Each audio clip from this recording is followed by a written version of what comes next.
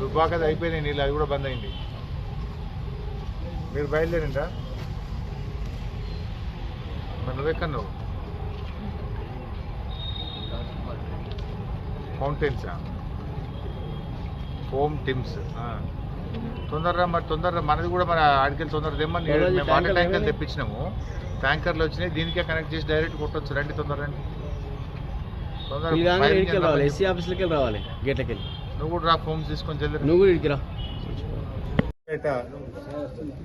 220/132 సబ్స్టేషన్లో సడన్గా మరి fire accident జరిగి 100 MVA ట్రాన్స్ఫార్మర్లో పెద్ద ఎత్తున మంటలు రావడం జరిగింది.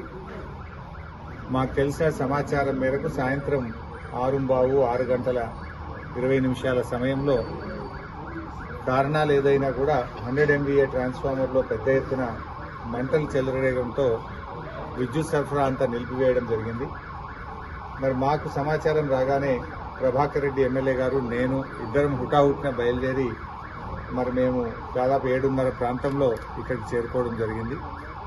మేము వస్తూ మరి సిద్దిపేట ఫైర్ ఇంజన్తో పాటు అటు గజ్వేలు, హుస్నాబాదు, దుబ్బాక ఫైర్ ఇంజన్స్ కూడా అలర్ట్ చేసి మరి 4 ఫైర్ ఇంజన్లను ఇక్కడికి చేరుకునే విధంగా ప్రయత్నం చేసి మరి ఆ 4 ఫైర్ ఇంజన్లు రావడం వల్ల దాదాపు 9:30-10 ప్రాంతంలో మరి మంటలు ఆర్పడం జరిగింది. ఇప్పుడిప్పుడే మంటలు కూడా కంట్రోల్లోకి వచ్చాయి. పాపం ఫైర్ అధికారులు కూడా 3 గంటల పాటు నిర్విరామంగా 4 ఫైర్ ఇంజన్లు కూడా కృషి చేసి మరి మంటలు ఆర్పడం జరిగింది. అయితే నేను ఇక్కడికి వస్తున్న క్రమంలోనే రాష్ట్ర ఉప ముఖ్యమంత్రి వర్యులు, విద్యుత్ శాఖ మంత్రివర్యులు బట్టి విక్రమార్క గారికి కూడా ఈ సంఘటన విషయాన్ని వారికి తెలియజేసి మరి రాష్ట్ర స్థాయిలో కూడా ఉన్నత అధికారులను హైదరాబాద్ నుంచి పంపించాలని, వెంటనే విద్యుత్ సరఫరా పునరుద్ధరించడానికి అవసరమైన చర్యలు తీసుకోవాలని బట్టి విక్రమార్క గారిని కూడా కోరడం జరిగింది. వారు కూడా 15-20 నిమిషాల్లో విద్యుత్ అధికారులందరితో కూడా మాట్లాడి మరి రాష్ట్ర స్థాయిలో డైరెక్టర్ జగత్ రెడ్డి గారిని ఇక్కడ పంపుతున్నామని, విజిలెన్స్ ఎస్పీ గారిని, విద్యుత్ డిపార్ట్మెంట్ ఎస్పీ గారిని కూడా ఇక్కడ పంపుతున్నామని చెప్పారు. అదేవిధంగా విద్యుత్ శాఖ కార్యదర్శి రిజ్వీ గారితో కూడా నేను మాట్లాడి మరి వెంటనే విద్యుత్ పునరుద్ధరణకు కూడా చర్యలు తీసుకోవాలని చెప్పి నేను వారిని కూడా కోరడం జరిగింది. అయితే ఇప్పుడిప్పుడే మంటలు కంట్రోల్లోకి వచ్చాయి. ఇంకా కొద్దిసేపట్లో అధికారులు అన్ని సేఫ్టీ మెజర్స్ తీసుకున్న తర్వాత విద్యుత్ పునరుద్ధరణ పైన చర్యలు పెట్టడం జరుగుతుంది. మనకు సిద్దిపేట చుట్టూ ఇటు దుద్దెడ 132 kV సబ్స్టేషన్ ఉంది, అటు జక్కాపూర్ కూడా 132 kV సబ్స్టేషన్ ఉంది, ఇటు హబ్సీపూర్ కూడా 132 kV సబ్స్టేషన్ ఉంది, మనకు పాలమాకుల వైపు కూడా ఒక 132 kV సబ్స్టేషన్ ఉంది. మరి ఈ టౌన్కు ఈ 3-4 132 kV సబ్స్టేషన్ నుంచి విద్యుత్ సరఫరా పునరుద్ధరించడానికి మరి యుద్ధ ప్రాతిపదికన అటు విద్యుత్ అధికారులు కూడా కృషి చేస్తూ ఉన్నారు. మరి అదృష్టం ఏంటంటే ఒక మేజర్ ఫైర్ యాక్సిడెంట్ తప్పిందనే అనుకోవచ్చు. నిజానికి చాలా ఆందోళనకు గురయ్యాం. ఎందుకంటే ఇప్పుడు మంటలు వచ్చింది ఒక 100 MVA ట్రాన్స్ఫార్మర్లోనే వచ్చింది.